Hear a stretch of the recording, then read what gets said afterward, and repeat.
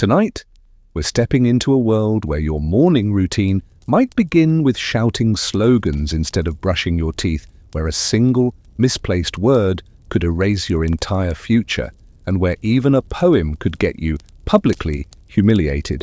You're going to slip into the shoes of an ordinary teenager in 1966 China at the dawn of the Cultural Revolution, a 10-year whirlwind of mass mobilization, ritual humiliation, red armbands, and for many, endless fear. And yes, you probably won't survive this, especially if you're fond of books, art, sleep, or even just thinking privately. So before you get comfortable, take a moment to like the video and subscribe, but only if you genuinely enjoy what I do here. And I'd love to know, where are you listening from and what time is it right now? Now dim the lights, maybe turn on a fan for that soft background hum, and let's ease into tonight's journey together. You are 10, maybe 11, and the red scarf is tied tightly around your neck. Not so much a fashion choice as a signal, a badge that says, I belong. The classroom chalkboard has a new slogan every week now, usually a quote from Chairman Mao, written in big, hasty strokes. You used to sing children's songs about the countryside, little ballads about catching frogs in rice paddies and spring blossoms. Lately, though, the songs are louder, stranger. Sailing the seas. Depends on the helmsman is the current favorite, and even though you're not quite sure what a helmsman is, you sing it with your tiny fists raised high. Every morning begins with group chanting now. Mao's words ring out louder than the school bell, and you shout them even louder than your stomach growls. At home, your parents seem quieter than usual. You catch your mother slipping her old cheongsam into a paper bag, like it's a secret she needs to bury.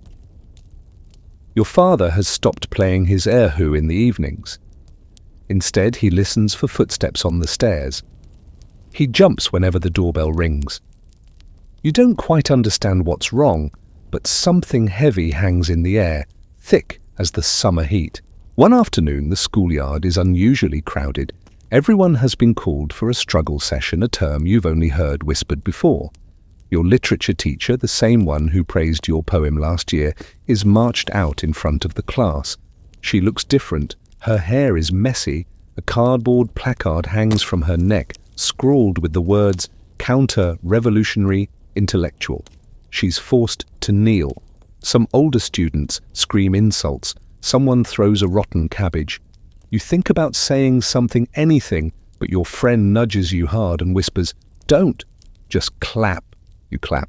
Later that night, you stare at the red scarf hanging on your bedpost.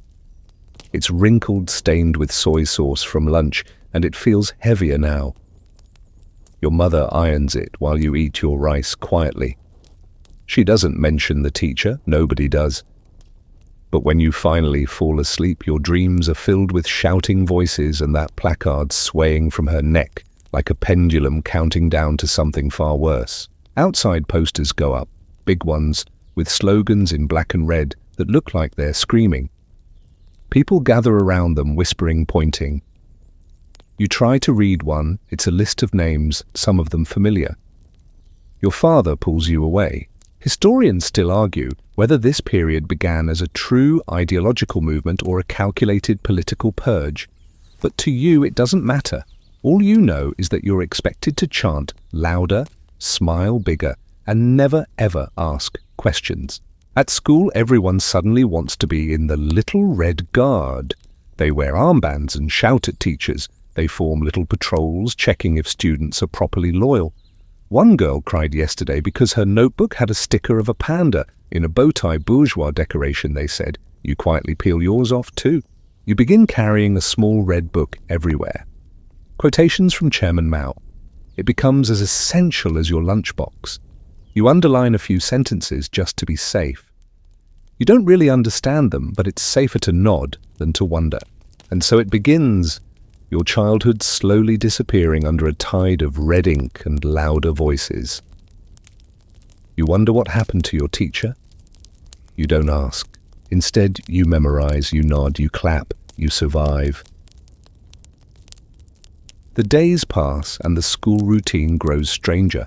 Gone are the arithmetic drills and poetry recitals. Now your classmates take turns standing on makeshift podiums, reciting Mao's quotes like gospel. You're expected to clap with genuine passion, not just polite rhythm. If you hesitate a beat too long, someone notices, and if someone notices, that's enough. You sit straight, spine locked, while a girl from another class accuses her own father of being a capitalist roader. She barely stammers. Her voice is loud, clear, rehearsed. You catch the tremble in her fingers as she grips the edge of the desk, but no one else seems to. You're told she's brave, you're told she's loyal, you're told she's a model. The teacher you loved, yes, that one is gone. Not just dismissed. Gone. Her house is quiet. Curtains drawn. You walk past it on your way home and pretend not to look. But you do. You always do. Her geraniums are still blooming on the windowsill. A bright, defiant red. You don't know what happened, and no one will tell you, but your new teacher explains that literature is a bourgeois indulgence. Instead, you are to memorize Mao's poetry, Snow replied to Li Shuyi, as if each verse will protect you like a spell. The characters dance before your eyes, but their meaning eludes you. That's okay. Understanding isn't the goal. Repetition is. There's a new game at school now. They call it Find the Poison Weed. You're encouraged to report classmates, or even your own parents, if they say anything unusual. There's a reward, a red star on your record, maybe a mention at the morning assembly. You've never felt so unsure about your ears. Did your mother say something strange about the newsprint? Did your uncle mention a foreign book? You stay silent, but silence too is suspicious. One boy in your class, Wei, wears his armband proudly. He stands up during math and accuses another student of laughing during a political chant. The accused boy is taken outside. He doesn't return for a week, and when he does, he doesn't speak. His smile is gone. Wei is praised. At night you hear your father muttering through the wall. Not prayers, just names. Old names. Friends, probably. Colleagues. People you've never met. Your mother tells you not to listen. Dream of comets, she says, brushing your hair. Of mooncakes and warm soup. But it's hard to dream when the shadows outside your window seem to whisper. Historians still argue whether the Red Guards acted with full state sanction or whether the state simply lost control of the fire it lit. What you see, though, is simple teenagers holding the power to tear families apart. Sometimes literally. It's around this time that your father hides his books. Not all of them, just the ones with suspicious titles. A volume of Russian short stories, a dictionary of Western philosophy, a novel with a rose on the cover. He packs them in a rice sack and tucks them into a hole beneath the floorboards. You pretend not to notice.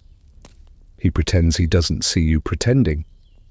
The house smells like dust and damp fear. Then one evening, you come home to find your father's workplace photo on the floor. It's been slashed with scissors. The faces are scratched out. Your father sits silently in the corner, cradling a cup of cold tea. Your mother pulls you aside and says, "We must be very, very careful now." The next morning, you wake to shouting outside your apartment.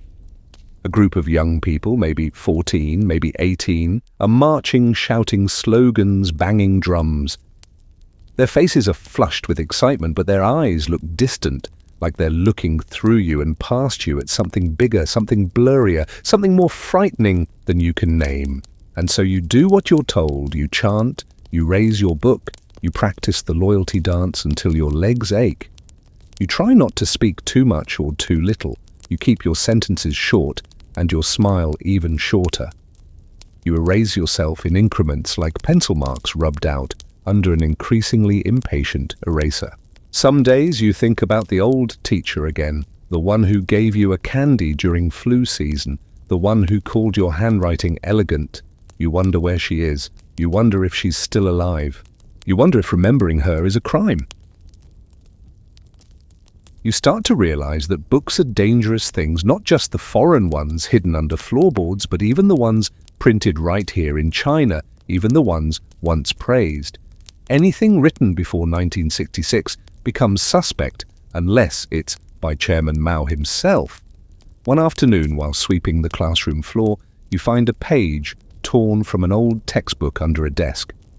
It shows a Confucian saying something about harmony. You hesitate, it's just a scrap. But still you take it straight to the teacher. She nods, praises your vigilance. The four olds must be swept away, she reminds you, even when they hide in dust. Your father watches you differently that night. His eyes are tired, unreadable. You try to tell yourself he's proud, but you're not so sure. He turns the radio up when the Red Guards are mentioned. He coughs loudly when you quote Mao too perfectly.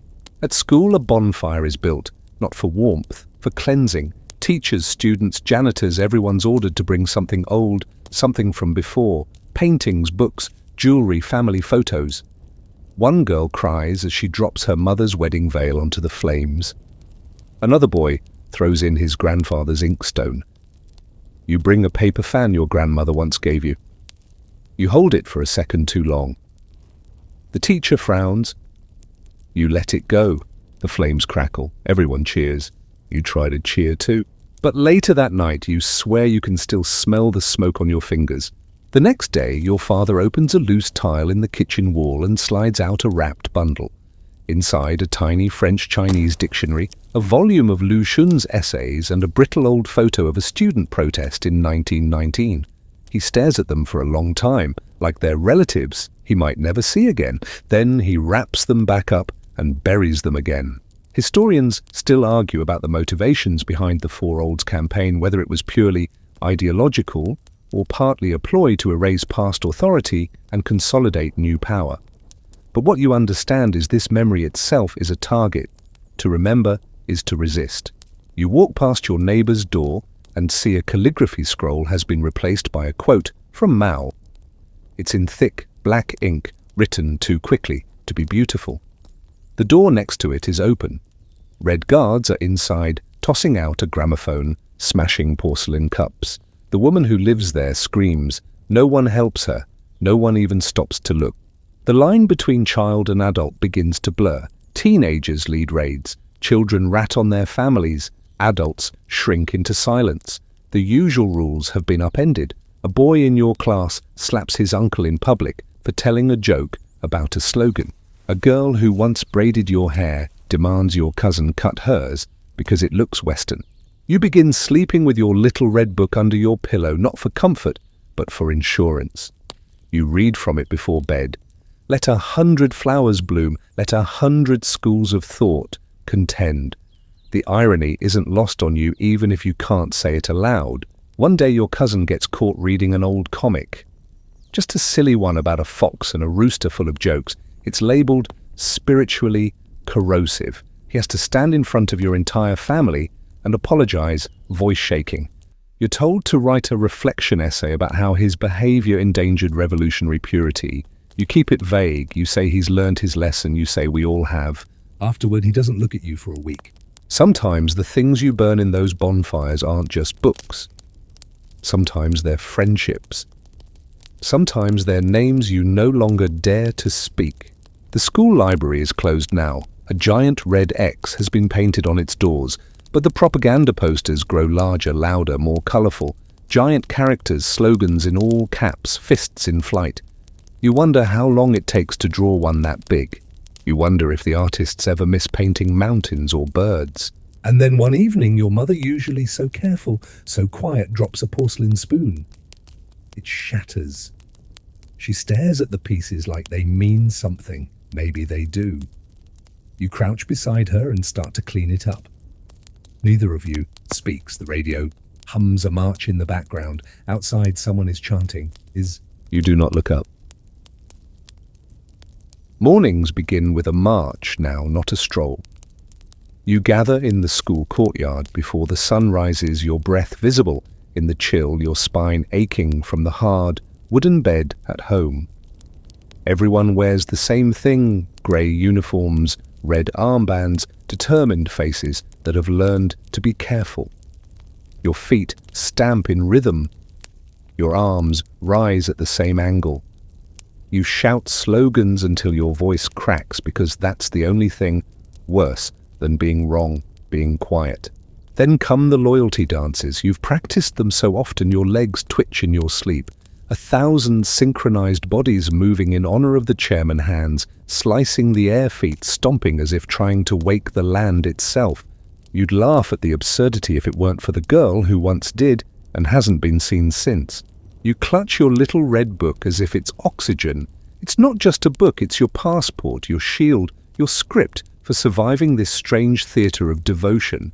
You recite passages with a smile that's starting to cramp your jaw. You're not alone. Everyone's pretending, but some are better at it than others. Your uncle, who used to teach classical poetry, has grown unrecognizable. His face always turned away now, his voice thin from disuse. You remember how he once taught you about Levi under the stars, how his fingers danced in the air, tracing calligraphy. Now those same fingers twitch whenever someone says the word reform. He won't touch a brush, and just when you think things can't get stranger, the school switches its focus entirely. Exams are cancelled indefinitely. Political study replaces algebra. Debates are replaced by denunciations. The classroom wall now features model youths, students who caught their parents reading banned newspapers or whispering the wrong thoughts. You know one of them. You used to share erasers. Your handwriting practice shifts to revolutionary slogans. You write, "Destroy the four old" so many times your wrist begins to ache. But the ink must stay dark, the lines even. That's what your teacher says at least. She never looks up from her desk anymore. You wonder if she's watching or hiding. Historians still argue whether these changes in education were deliberate attempts to erase intellectual independence or simply the chaotic fallout of political frenzy. Either way, for you, it means learning is no longer about understanding. It's about obedience. One day, a group of Red Guards enters the school during lunch. They don't announce themselves, they just walk in and begin inspecting students' bags. Yours has nothing unusual, but the girl next to you, Lynn, carries a tiny notebook with a foreign word scribbled in it, Beethoven. No one knows what it means, but it's enough. She's dragged forward. Someone reads from a paper accusing her of cosmopolitan tendencies. You never hear her speak in her defense. She doesn't cry. She just lowers her head as if she saw it coming. You don't see her again. That night, you hear your father muttering prayers again. Soft, desperate sounds he quickly masks with a cough when you enter the room. You tell him about Lynn. He tells you not to talk about it again. Not here, he whispers. Not even in dreams. You wonder what dreams are allowed now. Certainly not the ones where your old teacher returns or where Beethoven is just music, not a threat. You tuck your little red book under your pillow and try to forget the melody Lynn once hummed to you in secret. Even birthdays change. No more cakes or little gifts. You receive a poster of Mao printed on cheap paper, but still considered sacred. Your mother makes you noodles, but says nothing sentimental. You don't light a candle. You don't make a wish. The neighborhood loudspeakers now blare revolutionary opera each evening. You used to like opera, the soaring voices, the way stories unfolded through rhythm. But now all the characters wear the same color, say the same things, and shout instead of sing. You fall asleep with the sound of drums echoing through concrete walls. And the dances continue every day. You move in step with everyone else, arms stiff, smile fixed. You feel your own thoughts dimming like candles in wind. At times, you wonder if this is what safety feels like, if this is what they meant by peace. You don't ask, you just move. Tea's early morning when the knocking starts, except it's not knocking, it's pounding. Fists against wood, voices barking slogans through the hallway. You freeze mid-bite. Your rice bowl clutched in your hand, your mother's chopsticks paused in mid-air. The Red Guards are going door to door again, this time your floor. Your father looks at the bookshelf with a sudden panic and gestures frantic, wild for you to help. Together you slide the framed family photo behind the cupboard, tuck a dictionary under a loose floor tile, and throw your mother's old silk scarf into the stove. The fabric smolders, vanishes in a hiss of smoke, leaving only the smell of burning jasmine and memory. When the Red Guards burst in, they don't wait for permission. Teenage boys in armbands and girls with stern faces storm into your home like they own it. They upend drawers, flip the mattress, tear open rice sacks. One of them kicks over your school bag and rifles through your notebooks. Another pulls out a folded letter written by your aunt. Too flowery, too sentimental. Suspicious. They question your father. His voice cracks. He doesn't meet their eyes. One of the guards points to your wall where a faded scroll of calligraphy still hangs. "Why wasn't this removed?" he demands. Your mother says she forgot. She didn't. You know she didn't. They rip it down, spit on it, call it trash. You don't move. When they leave, your apartment is a wreck. Your mother slowly begins sweeping the broken porcelain. Your father sits motionless, staring at the gap where the scroll used to hang. No one speaks for a long time. You pick up your torn notebook and tape the pages back together. From now on, you keep fewer things, not just objects, ideas, too, memories, hopes. You become good at hiding even in your own mind. And yet the guards keep coming. Sometimes they don't need an excuse. A rumor is enough. Someone says your father used to write essays critical of the old society. You don't know if it's true. You're not sure he remembers. They bring him to a public square for questioning. He returns days later, thinner, quieter. His hands tremble even when still. Your neighborhood now has its own struggle sessions. Folding chairs arranged in tight circles, a table for the accused, and plenty of red banners. You're made to attend them. Everyone is. You sit with your classmates as the baker from 2 blocks over is paraded in front accused of hoarding flour, then the tailor who profited off vanity. They kneel, they cry. They confess to crimes you don't understand. One day, it's your literature teacher, or rather what's left of her. Her hair is gone. Her eyes won't meet yours. She's made to wear a placard listing her crimes using bourgeois metaphors, praising a Western author encouraging creative thinking. You remember the poem she once praised? You feel your stomach twist. She is slapped. She does not flinch. You do. Historians still debate how many of these sessions were spontaneous acts of revolutionary passion and how many were orchestrated purges from above. Either way, the result is the same broken people and louder applause. Back at school, you notice who claps first, who hesitates. It matters. You clap quickly now. You practice in the mirror, making your face look earnest, your eyes just wide enough. Your mother warns you never to cry in public. Tears are evidence, she says. They'll say you're guilty of something, so you hold it in. Even when you see a neighbor's books burned in the alley. Even when someone posts a crude drawing of your family with black elements scrawled across it. You ask your mother what black elements means. She doesn't answer, just tightens her grip on your shoulder. You start to notice which doors are suddenly boarded shut, which windows never open again. You learn to walk quickly, keep your gaze low, your thoughts even lower. One night your father gives you something, a blank notebook. For math, he says, but he doesn't need to wink. You understand? That night you scribble your first thought in months that isn't from the little red book. I miss music. You rip out the page, burn it. The smell of ash stays in your hair for days. Bing. There is no warning when they cut your hair, no permission asked, no explanation offered, just the thud of footsteps behind you and a sudden jerk as a blade hacks off your ponytail in the schoolyard. You reach up, stunned, to touch what's left, jagged tufts, uneven and raw. You're told your hairstyle looked reactionary, too soft, too bourgeois. You nod because that's all you can do. At home, your mother tries to even it out with kitchen scissors. Her hands are steady, but her eyes are glassy. It'll grow back, she says, but you both know that's not what this is about. In your neighbor's home, a mirror lies shattered on the floor. A young man had been reported for combing his hair too carefully. Vanity is counter-revolutionary now. So are wedding rings, family photos, lace curtains, and anything deemed too sentimental. You start to question everything you own. The jade pendant your grandmother once gave you, hidden. The silk bookmark your aunt embroidered, burned. You begin to forget what things are for. Beauty itself starts to feel dangerous. A strange silence settles over your neighborhood. Not the quiet of peace, but the silence of people who no longer trust their own words.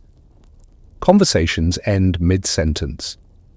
Jokes go unspoken. The air feels heavy, full of things unsaid. Your school begins organizing home inspections by students. You are assigned a group. You knock on your own aunt's door.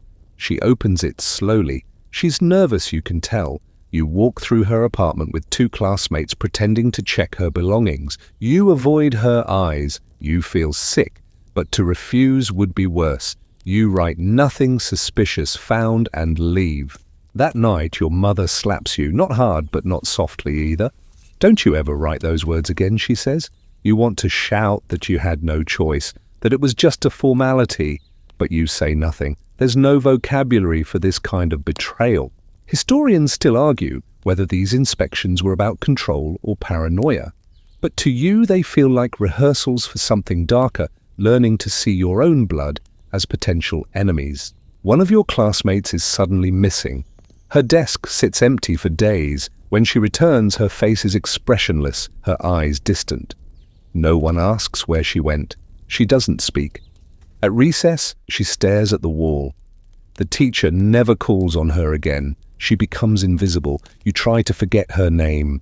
That week, your school puts up a large bulletin board titled Enemies Within. It features handwritten reports submitted anonymously. Some are true, most are rumors. One says someone's father complained about ration lines. Another says a girl reads by candlelight, implying secret books. Everyone looks at the board. Everyone hopes their name isn't next. You learn to sleep light, one ear open for footsteps. The knock could come at any time, mid-meal, mid-dream, mid-childhood. You dream of your hair being cut again, except this time they take your voice too. You wake up, gasping, and yet life continues. Somehow. You still eat rice with pickled vegetables. You still wash your hands in cold water, still wait in lines for tofu. But everything feels slightly off, like the world has shifted 1 inch to the left, and nobody acknowledges it. You start practicing your facial expressions. What does loyal look like? What does deeply committed feel like on your face? You no longer smile unless someone else does first. You speak only in quotations. Sometimes you forget your own voice. One day your family is told to attend a self-criticism meeting. These are mandatory now, part of the purification process. You sit in a small hot room with 3 other families. Each person must stand and list their ideological failings. Your father says he once read foreign newspapers too often. Your mother admits to admiring a Western dress in a film 10 years ago. You say you've been lazy in memorizing Mao's poems. Everyone nods. Everyone claps politely. Then they move to the next family. Afterward, no one speaks. You walk home in silence. That night, your father locks the door 3 times, even though the bolt only works once. You find yourself craving things you never noticed before. The sound of an old song, the scent of ink, a conversation that doesn't involve fear. But cravings too are dangerous, so you bury them deep under layers of slogans and stiff smiles. One afternoon, in a dusty drawer, you find a photograph. It's from a year ago. You and your teacher smiling beside a garden. You stare at it for a long time. You want to keep it. You really do. But your fingers move before your heart can stop them. You tear it down the middle, then again, then again. Then the pieces flutter like dry leaves into the bin. You begin to realize that even sound is now regulated. The radio plays only revolutionary operas. The street performers who used to hum old folk tunes have vanished, perhaps out of fear, perhaps to the countryside, or perhaps to somewhere you should never ask about. The melody of your childhood is gone, replaced by martial beats and sharp lyrics. One evening, your cousin hums something, an old lullaby your grandmother used to sing, and you both freeze. The air itself feels suddenly dangerous, like it heard you, like it might report you. The walls have ears now, that's what people say, even if only with their eyes. Conversations become carefully scripted scenes. Isn't Chairman Mao's latest editorial inspiring Yes, absolutely, I've read it 5 times. You learn to talk like this without thinking. A performance with no curtain and no applause. At school, a boy named Liang is accused of humming a banned tune. No one remembers which song. It might have been a love song, or maybe it wasn't even a song at all. But the rumor spreads like fire. He's dragged into the school courtyard and made to confess. His voice breaks. He says it won't happen again. He's assigned cleaning duty for 2 months. You wonder if that's lucky or not. That night, your mother sews shut the mouth of an old rag doll. You ask her why. She says nothing. You don't ask again. The public bulletin board now includes a section called Sounds of the Old World. It lists prohibited phrases, idioms, and poems. Even jokes are dangerous. A whispered pun can become a crime. You speak less each day. Your voice becomes a thing you carry carefully, like glass in a storm.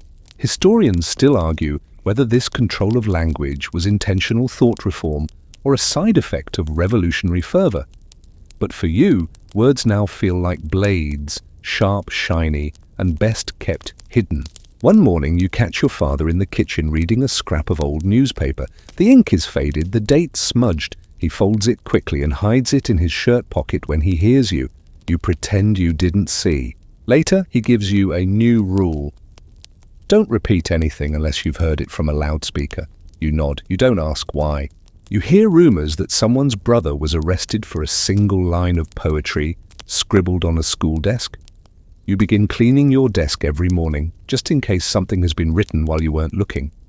One day, you find a character scratched faintly into the wood wren jaw. You leave it. Then one evening, something extraordinary happens. A boy only a little older than you whispers a joke during flag raising. It's about the rice rations and the great leap backward. You stare at him, frozen between awe and dread. He notices. He winks. He's arrested the next day. After that, you learn to laugh silently with your teeth clenched and eyes downcast. Real laughter is too loud, too free, and freedom is a word you haven't heard in a long time. A new teacher arrives at school. He's young, barely out of his teens, but wears his red guard armband with conviction. He smiles too much, speaks too loudly, and watches everyone like a hawk. His lessons are mostly quotations and scoldings. He singles out students for not chanting with enough enthusiasm. You learn to chant louder, you fake passion better. But sometimes at night, you whisper the lullaby your cousin sang just once, softly. You bury your face in the pillow and sing it like a secret prayer. The words come slowly, tangled with old emotions and half-forgotten images. A warm hand, the sound of wind in bamboo, the kind of memory that no revolution can erase. Your mother hears you and sits by your bed. She doesn't scold you, she just strokes your hair, as if to say, yes, I remember too. That's how it is now. Love is quiet, songs are shorter, and memories, they're best kept behind the eyes. You don't get to finish school, not properly at least. One morning your class is dismissed with no warning. Your teacher, the young one with the overconfident grin, tells you that education is no longer the priority. Real learning, he says, happens in the countryside. You try to act inspired. Everyone does. But the truth is, your stomach drops like a stone. A week later, your name appears on a list pasted to the school wall, printed in red ink. Students selected to join the Up to the Mountains and Down to the Countryside campaign. You will be sent to live among peasants, to learn from the masses, to cleanse your mind of urban softness. Your mother folds your clothes without a word. Your father sharpens a hoe and hands it to you as if it's a pen. You pack lightly, a toothbrush, an extra pair of shoes, your little red book, of course. A small bag of dried mushrooms your mother tucks into your pocket with shaking hands. The train station is filled with children just like you, wearing grey uniforms, carrying bundles, eyes darting like birds, unsure whether to migrate or flee. When the train pulls away, the city fades like a half-erased drawing. You wonder if you'll ever see it again. The journey is long and hot. You sit on a wooden bench beside a boy who clutches a framed photo of his sister. No one speaks much. The countryside rolls by, vast and green, beautiful and frightening. You've never seen so much land before. It makes you feel small. You arrive in a village where the houses are made of mud bricks, where pigs roam freely between the fields, and where the villagers regard you with a mix of curiosity and resignation. You're not the first wave of educated youth they've hosted, and you won't be the last. Your job is simple and not. You dig irrigation ditches, carry water-spread manure in rice paddies. Your hands blister within days. Your shoes fall apart after a week. The soles of your feet begin to resemble the land-cracked rough resistant. You sleep on a straw mat in a barn beside 3 other students. At night, the wind sneaks through the slats and rattles your bones.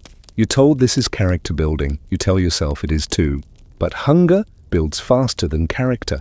Meals are thin rice with a sliver of yam if you're lucky, millet porridge if you're not. One evening, the village head catches you staring at a chicken for too long. "It's not for you," he says. You nod. Of course it's not. Nothing here feels like it is. Historians still argue whether this campaign was a noble attempt at social equalization or a brutal way to disperse politically inconvenient youth. But all you know is that you are very far from home, very sore, and very tired of slogans. You write letters, but they're short and careful. Every word might be read by someone else before reaching your parents. "I am learning a lot," you write. "The countryside is full of opportunity." You leave out the part about rats stealing your soap and a boy catching dysentery from the well. Sometimes you sneak out after dark and lie beneath the stars. You think of your old classroom, of desks and windows, of chalk dust and silence. You try to imagine your teacher's voice. It's fading now, replaced by the constant buzz of insects and the rustle of dry corn husks. You meet a girl named Min who shows you how to pull sweet potatoes from the earth without breaking them. Her laugh is quiet, but real. She tells you stories about the land, about flood and ghosts and the year all the bees vanished. You like listening to her, though you're careful never to laugh too loudly. One night she hums a tune you haven't heard in years. It's almost familiar, something your cousin used to whistle. You hum along barely, just enough to remember what it felt like to be someone else, somewhere else. The work never ends, but you grow stronger, not happier, just harder. Like the fields, like the sky that never changes no matter how much you wish it would. The mornings on the farm arrive before light. A loud knock on the barn door, a shouted name, the urgent smell of wet earth. You rise, rub your eyes, and pull on your stiff, half-dried shirt. The rooster hasn't even started, but you're already out in the fields, hoe in hand, mud sloshing around your ankles, your back bowed like an old bridge that no longer remembers being new. The village elder says that manual labor purifies the soul. You nod as he speaks because that's what you do. Now nod and work and pretend that this purification doesn't also involve blisters, infections, and the slow grinding down of who you used to be. You learn quickly how to swing the hoe without spraining your wrist, how to judge the weather by the way the air smells, how to eat silently when there's not enough for seconds. You discover that pain can settle into your hands like a second skin, and that no one has time for your complaints. There's no soap left, so you wash your clothes with ashes. You sleep beside a boy who coughs every night like his lungs are trying to escape. His name is Wen. He used to play violin in the city. Now he hacks up phlegm and mutters about bowing to scarecrows. The letters from your parents come slower now. At first, once a week, then once a month, then maybe never. You start to imagine them rather than remember them, your mother hanging laundry, your father lighting incense, both of them silent. You hope that silence means they're safe. You fear it means the opposite. One night, a girl in your work team, Lan, burns her hand while boiling millet over the open fire. She tries to hide it. Infections mean weakness. Weakness draws attention. You sneak some boiled water for her and wrap her hand in part of your shirt. She says nothing, but her eyes just for a moment soften, just for a moment. Historians still argue whether this sent-down youth movement created resilience or simply broke a generation. You can't decide. You feel older than your years, wiser maybe, but not in any way that feels good. You begin to lose track of time. The calendar is a smudge on the wall. Seasons become your only clock. Rainy season, dry season, frost season, hungry season. The last one is the longest. Days when your stomach gnaws at you and your dreams are made of noodles and eggs. But in this world of endless work and controlled language, the smallest things become miracles. One evening, Wen finds a tiny wild mushroom growing under a rock. You cook it carefully, one slice each, and it tastes like defiance. Another day, Min tells you she saw a bird nest, tucked in the rafters, still untouched. You marvel that anything in this world still dares to build something delicate. Your own thoughts become treasures. In the hours before sunrise, when no one is looking, you sometimes imagine entire conversations, ones that aren't built from slogans. You imagine asking Min what she wanted to be before this. You imagine her answering. You imagine music, but even dreams feel fragile now. One boy in a nearby village writes a love poem and gets reported. The party calls it decadent. He disappears. Just gone.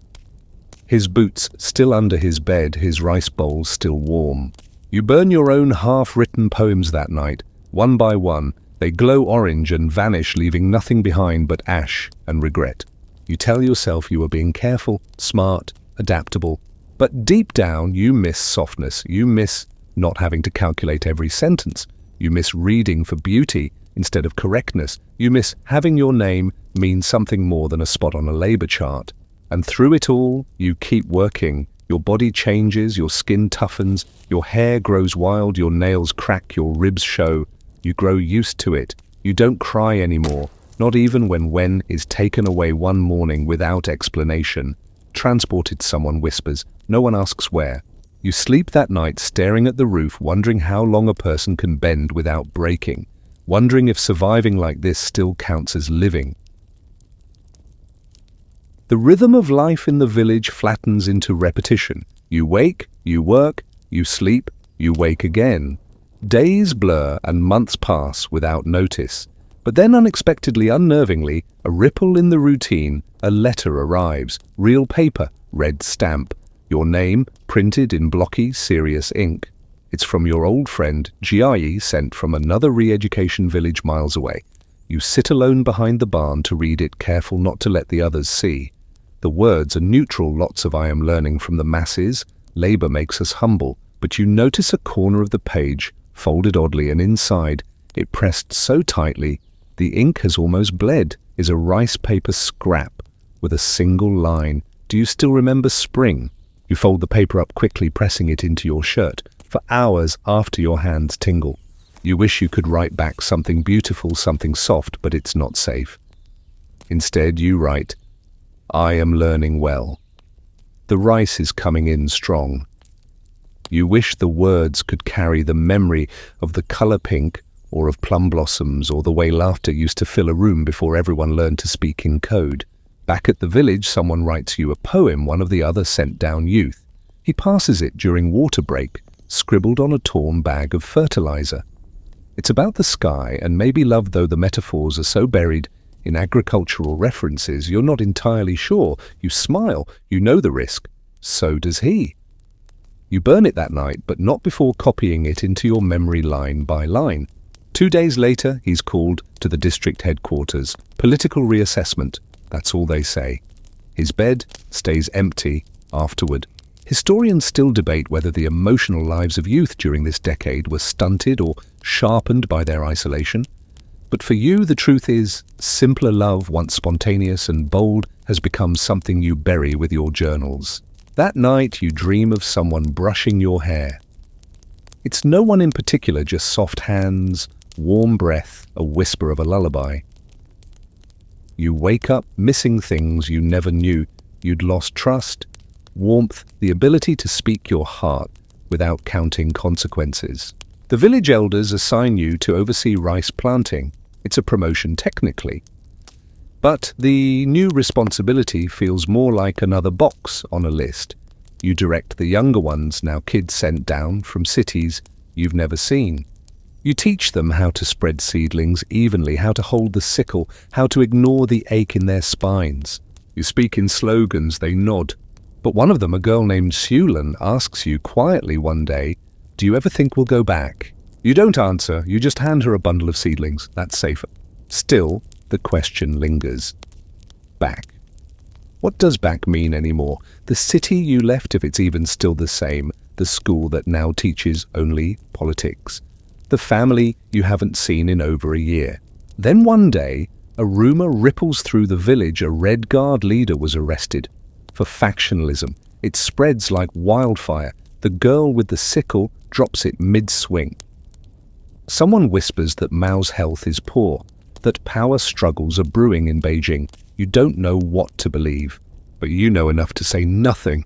Your journal, your real one, not the one you show, grows bolder. You write by moonlight using crushed charcoal and paper from old ration envelopes. You don't write much, just a line or two per night, but the act itself feels electric. Each word a small act of rebellion, a reminder that your voice hasn't died. One night you hear footsteps. You hide the pages under your matte heart hammering. It's just the wind. But the next morning, one of the boys is gone.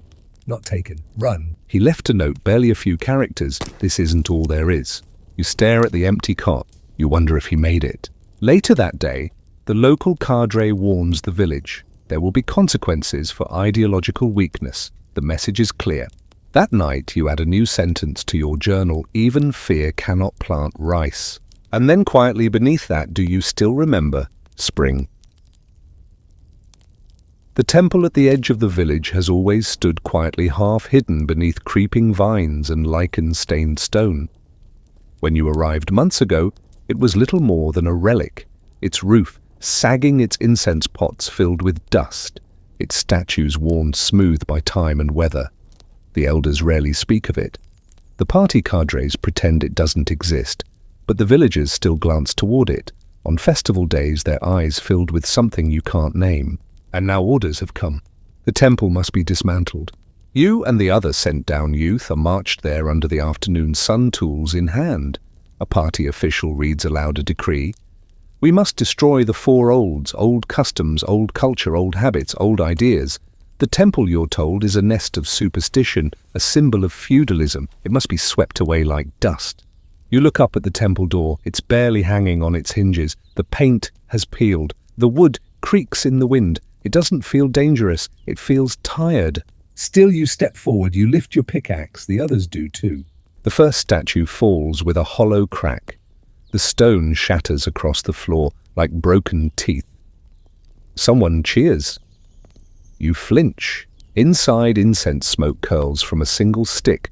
Someone must have lit it just before the demolition. It smells like sandalwood and salt. You remember your grandmother lighting incense during festivals, whispering prayers under her breath. You never asked what she said. Now, you never will. You knock over a vase. You sweep away offerings left by unseen hands. A fellow youth kicks a painted drum, laughing. You fake a laugh too, just loud enough. That night, the temple lies in ruins. Where once there were altars, now there are broken beams and footprints. Where once the villagers placed quiet hopes, now there is nothing. But when you pass by the site the next day, you see someone has placed a single stalk of rice where the altar used to be. A sign, a memory, a dare you walk past quickly. Historians still argue whether these acts of destruction were centrally mandated or a result of radicalized youth acting without guidance. But to you, the question feels empty. You were there. You held the hammer. You felt the resistance of wood and stone.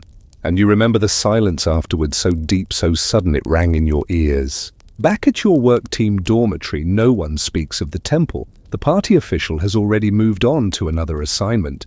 But you notice that the elders look at you differently now, not unkindly, just distantly, like they're waiting to see what else you're capable of. Your hands ache more than usual that week. Not from work, from something heavier. You try to justify it to yourself. We were ordered. It was a symbol. It was nothing. But that night, you dream of stone eyes watching you, of incense that never stops burning, of wind that chants slogans back at you over and over until they make no sense at all. You stop by the ruins again a few days later. No one else is there. You crouch beside a splintered beam and brush away the dust. You think you see characters carved into the wood, an old dedication maybe. You trace them with your finger, but the grooves are shallow, now worn away. In that moment you realize something. You weren't just breaking stone, you were erasing memory. And somehow, memory is the one thing you've been trying to hold on to. You don't cry, you haven't in months, but your chest feels heavy like the entire roof of the temple is still sitting on top of it. That evening you write a single line in your secret notebook. I destroyed something that had already surrendered. And then after a long pause, I am still trying to remember what I used to believe in. Your parents begin to feel like shadows. Their letters, when they arrive, are thin, clipped, carefully curated. We are healthy. The harvest in the commune is good. We continue to study the latest directives. You know the tone. You've mastered it yourself. There's always a paragraph of praise for Chairman Mao and never a single real feeling. But beneath the tight lines and rigid structure, you think you can hear something else, fear, or worse, a kind of numbness that fear eventually becomes. Once a note arrives with a smudge, just a corner of ink, blurred like a thumb had lingered too long on the page. You trace it slowly. A human mistake. A possible sign. You try to remember your father's handwriting before it became a tool for survival. The hardest part is seeing them change in your mind. Your father, once full of stories about village uprisings and poetry from the Republic era, is now a man who quotes the People's Daily as gospel. Your mother, who used to sing while shelling peas, writes only of production quotas and model citizens. You wonder, are they pretending like you, or did they forget they were ever different? Historians still argue how much of the Cultural Revolution was performed out of genuine belief and how much was just survival theatre. You can't answer that. You only know that belief is hard to hold on to when survival takes up both hands. Then one day you're summoned. Not for punishment, not for promotion, just a formal return visit. You're to go home. Temporarily. A furlough, they call it. 3 days. You pack nervously, not knowing what to bring. Your hands shake as you wrap the dried yam cakes Min made you. You bring your little red book. Of course. You think about leaving your journal behind, but can't. The train ride back is surreal. Cities roll by like memories you're not allowed to have. You keep thinking someone will stop you, check your papers again, tell you there's been a mistake. But no one does. You arrive in your home district just past sunset. Your old neighborhood looks the same, but shabbier, quieter. The propaganda posters are faded, the slogans peeling. The walls that once echoed with revolutionary songs now seem blank, like they're waiting for new words. You pause in front of your building. You'd forgotten the cracks in the stairwell. Your parents greet you with forced smiles. Your mother touches your face like she doesn't believe it's real. Your father hugs you stiffly, like he's forgotten how. The apartment is cleaner than you remember, emptier too. Most of the decorations are gone. The teapot is the same though, the handle's still chipped. Dinner is quiet. No one talks until someone quotes Mao. Then everyone nods. You all pretend the food is enough. That nothing tastes like absence. Later your mother opens a drawer and pulls out a bundle wrapped in cloth. Inside is your old school bag. Inside the bag is a pencil case, a photo, and a folded paper crane. We saved what we could, she says. You hold the crane like it's fragile. Maybe it is. Maybe you are. You sleep in your old bed that night, the springs groaning under your now lean frame. The window rattles with wind. The city smells different, dustier, thinner. You dream of rice paddies and broken temples and the smell of Min's hands after digging tubers. The next day, your father tries to speak freely. Once. Just once. He asks quietly if there are still birds in the countryside. You say yes. He nods and says, "That's good." Then nothing more. But in that brief moment, his eyes flicker with something you almost recognize, curiosity maybe, or loss. On the final morning, your mother gives you 2 hard-boiled eggs wrapped in cloth. "Don't eat them all at once," she says. You tell her you'll be fine. She doesn't look convinced. Neither are you. You walk back to the station alone. A few neighbors nod to you, but no one asks questions. You get the sense that everyone has learned not to. At the platform, you look back once, just once. The city seems so much smaller than you remember, and somehow more dangerous. You return to the village with a strange weight in your chest, heavier than your satchel of boiled eggs and dried yam.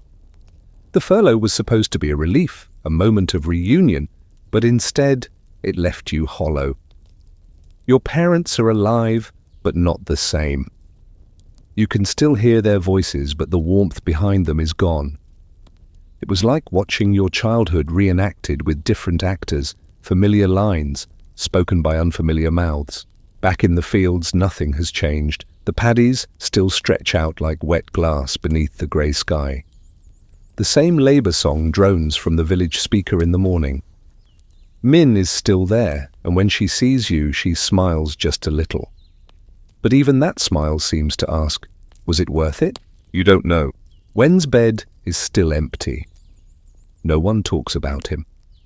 The village cadres have replaced his name on the work chart with a clean white slip of paper.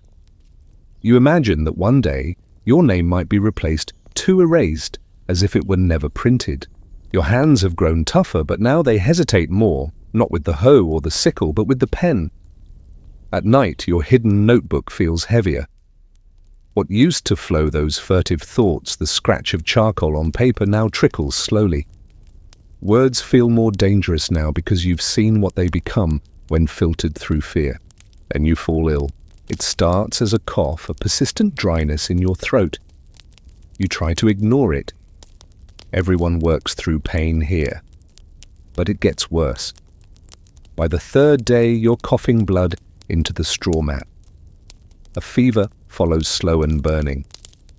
Your limbs grow heavy. The world blurs. There's no doctor in the village anymore. He was re-educated over a year ago. His replacement is a young girl with a red armband and a pamphlet. She checks your temperature with the back of her hand, declares your revolutionary spirit must overcome weakness, and leaves. Min sneaks you willow bark boiled in stream water. She wipes your forehead with a damp cloth and hums beneath her breath an old melody that once would have gotten her reported. But not now. Not here. Days pass. The fever comes and goes like a tide.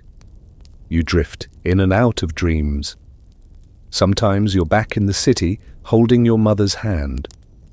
Sometimes you're lying in the ruins of the temple, surrounded by falling leaves.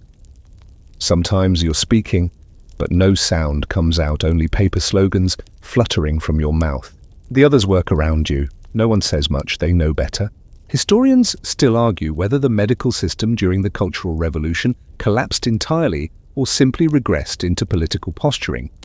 In the village, though, the truth is, clear illness is weakness, and weakness is suspect. You get better or you don't. Eventually, you do recover. Slowly. You return to the fields, thinner, quieter, different. Your body feels like borrowed clothing, familiar but not quite right. You move more slowly, speak more softly, and smile even less than before. But there's something else now too. You no longer care about pretending. You still chant when required. You still hold the little red book. But inside, something has hardened and something else has cracked.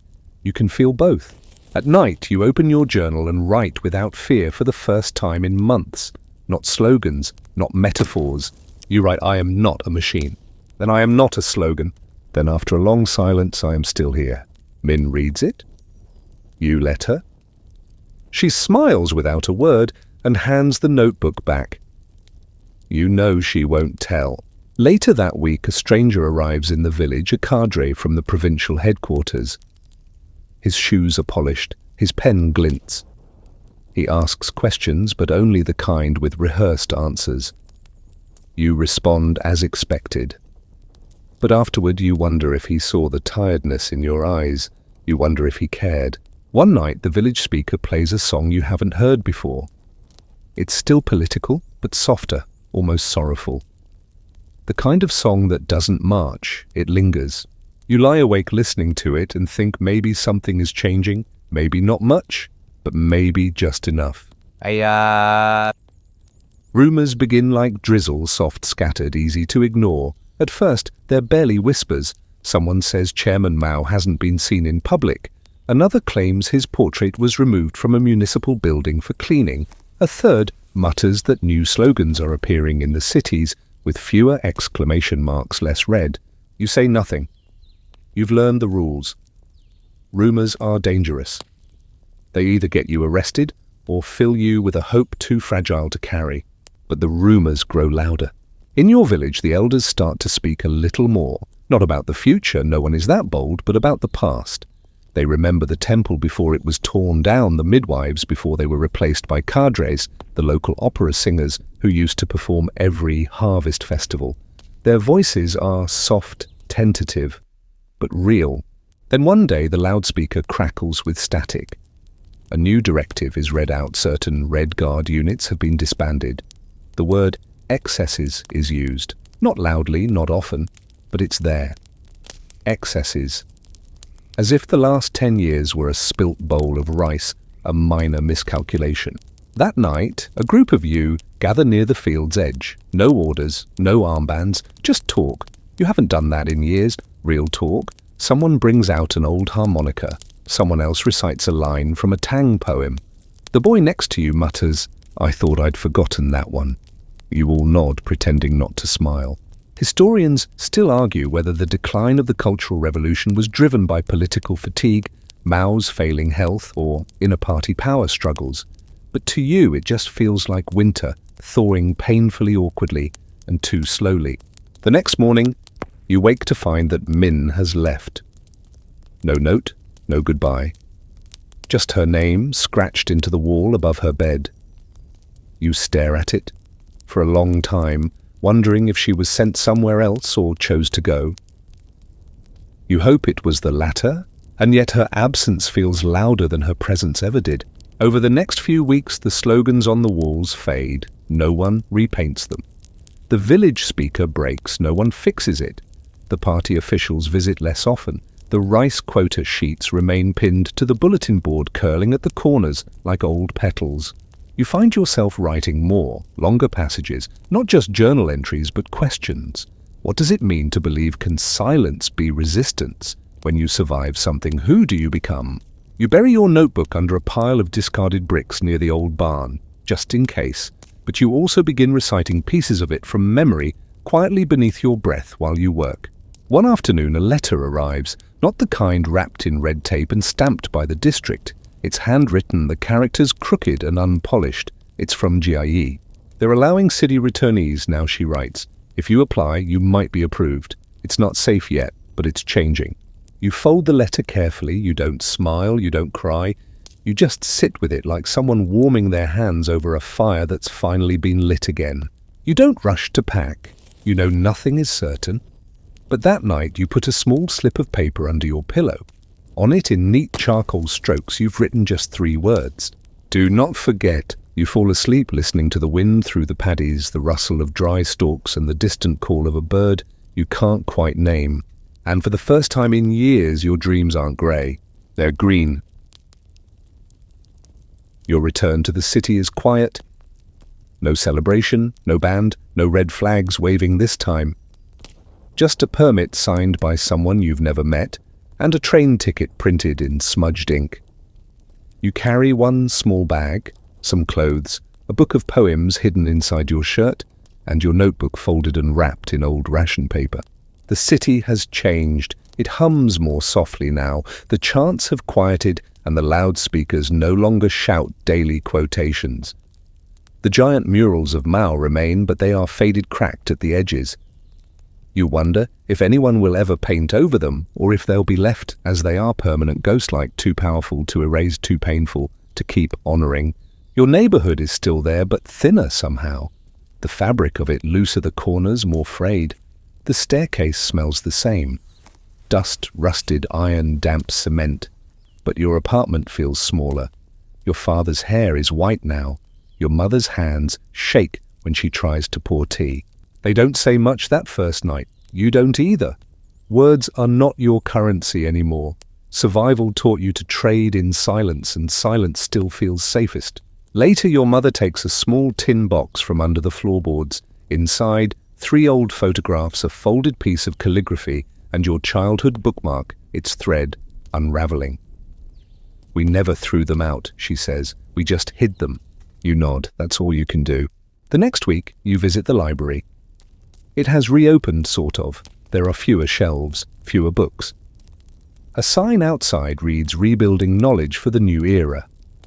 Inside, the air smells like dust and something new trying to grow. You ask if they have Dream of the Red Chamber. The librarian smiles gently and says, "Not yet, but soon." She slides a slim volume across the counter. It's a poetry collection, approved, revised. Still, your fingers tremble when you hold it. Historians still debate the legacy of the Cultural Revolution. Some see it as a tragedy of lost potential. Others, a crucible that forged a tougher generation. But you, sitting quietly with a book in your lap, know that it left scars, some visible, most not. You wander the city, revisiting old haunts. Your school has been repaired, but the playground feels smaller. The bakery where you once bought steamed buns is gone, replaced by a civic learning center. You peer inside. It's empty. That evening, you walk past a street corner where public denunciations once took place. There's a new notice board now listing community announcements and weekend events. But you remember where the microphone stood, where your teacher kneeled with a placard hanging from her neck. You remember everything. The wind picks up. You tuck your collar and keep walking. At home, you finally unwrap your journal. The old entries blur at the edges from years of hidden damp. You read the first page again. "I miss music." And the last. "Do not forget." You close it, then open a fresh page. You begin to write not about the slogans, not about the hunger, or the red guards, or the temples turned to rubble, but about the people. About Min's quiet humming. Wen's cough that never stopped. Your mother's hidden bookmark. The inkstone your father once used to write poems before the ink was replaced by caution. The Cultural Revolution ends not with fireworks or a final decree, but with a whisper, a slow shift, a letting go of fear layer by layer. But the memories remain folded like paper cranes in the corners of people's minds. You look out the window. There's a tree down the lane, blooming white flowers, peach maybe. A child is chasing pigeons across the square, shouting, laughing free. You write, "Today, I heard laughter that didn't feel rehearsed." You don't know what comes next, no one does, but for now the sky is clear. So now you rest, tired perhaps, not just in body, but in something deeper, something worn thin by the weight of memory. You've walked through 10 years of silence and shouting of shadows that grew longer than the daylight. You've felt how a poem could become a crime, how a tune could vanish from the air like it had never existed, how even love had to learn how to hide. And yet you've also seen that even in the hardest seasons, something soft remains. A hand brushing your forehead, a single stalk of rice laid in reverence, a melody hummed when the world wasn't listening. There's a kind of strength in that, a quiet refusal to forget beauty even when it's forbidden. Now the story slows, the marches stop, the loudspeakers go silent, the ink dries. Your breathing eases, your thoughts no longer need to watch every word. You're safe here in this moment, in this bed, in this gentle drift between history and dream. Let the past dim for now, let the fields fade, let the grey of that decade soften at the edges like charcoal in rain. In its place, the flicker of a candle, the rustle of pages turning, the quiet hush of wind moving through old temple stones. Close your eyes, the worst has passed, and morning is on its way,